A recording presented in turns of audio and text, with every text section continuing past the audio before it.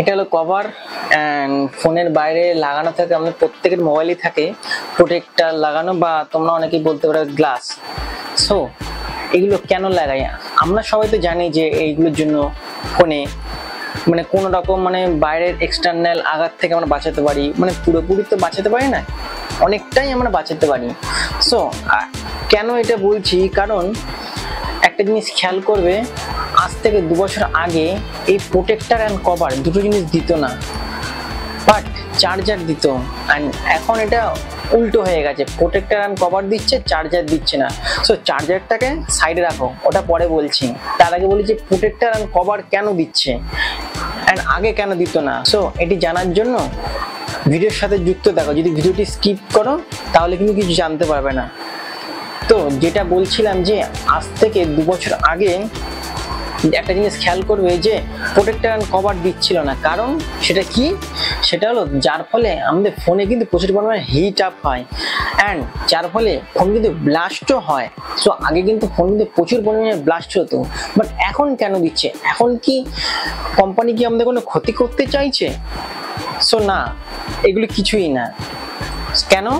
তো চলো এগুলি জানার জন্য ভিডিওটি শুরু করি সময় নষ্ট না করে।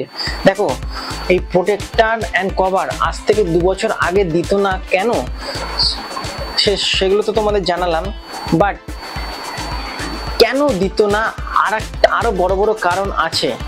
সো কি, আগে যে ব্যাটারি যে দিত আগে 2-3 বছর আগে, সেখানে কি 3600 মেগাহার্টজ, 4000 মেগাহার্টজ এরকম টাইপের ব্যাটারি দিত, যার ফলে আমাদের দিনে 3 থেকে 4 বার চার্জিং করতে হতো, যার ফলে চার্জিং করা তো অত সময় ছিল না আমাদের, অ্যান্ড ফাস্ট চার্জিংও ছিল না।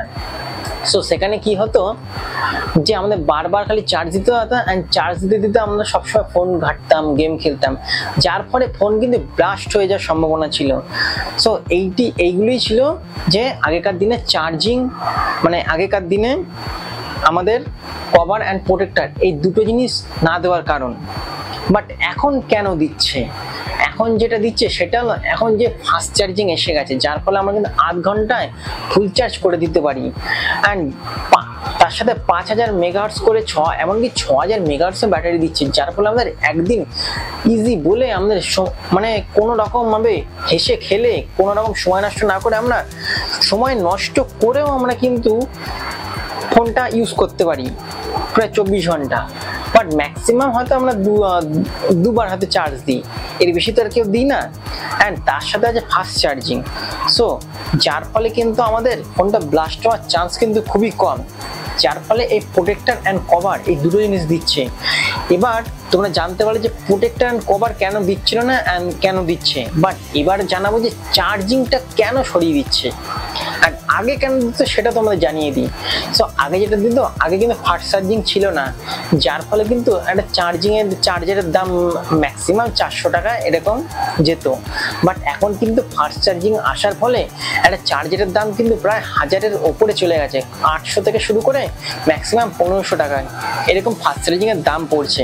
তো যার ফলে কিন্তু চার্জারের দামটা কিন্তু 3 গুণ বেড়ে যাচ্ছে আগের তুলনায়, যার ফলে কিন্তু ফোনের সাথে যদি এটা দেয় তো ফোনের দামের থেকে কিন্তু প্রায় ধরুন চার্জারের 30% এক্সট্রা টাকা নেওয়া হচ্ছে, অ্যামাউন্ট নিচ্ছে, মানে ফোনের রেট হয়ে যাচ্ছে। সো যার ফলে কিন্তু ফোনের দামের থেকেও প্রায় মানে চার্জারের জন্য অতিরিক্ত দাম হয়ে যাচ্ছে। সো যার ফলে কিন্তু এখনকার দিনে বেশিরভাগ কোম্পানি কিন্তু চার্জারটাকে সরিয়ে নিচ্ছে, সো ফোনের এক্স্যাক্ট দামটা রাখার জন্য। সো এই ছিল আসল কারণ। সো এরপর জানি না ভবিষ্যতে কি হবে কি না হবে, তো ফাস্ট চার্জিং কি এরপর কি 200-তে চলে আসবে? হ্যাঁ, আসতে পারে, কারণ প্রযুক্তি এত পরিমাণে যে উন্নত হচ্ছে যে এর ফলে তো তোমরা দেখতে পারবে যে ফোল্ডিং ফোন, মানে আগেকার জাস্ট ভাঁজ দেখেছিলে, মানে জাস্ট ফোল্ড, এখনকার দিকে পুরো ব্যান্ডিং ফোন। এরপর ব্যান্ডিং ফোন লঞ্চ করতে চলেছে মোটরোলা। সো এগুলো তোমরা জানতে পারবে, যদি জানার হয় তোমাকে এটা ফলো করে রেখো। তো দেখা হবে পরের ভিডিওতে।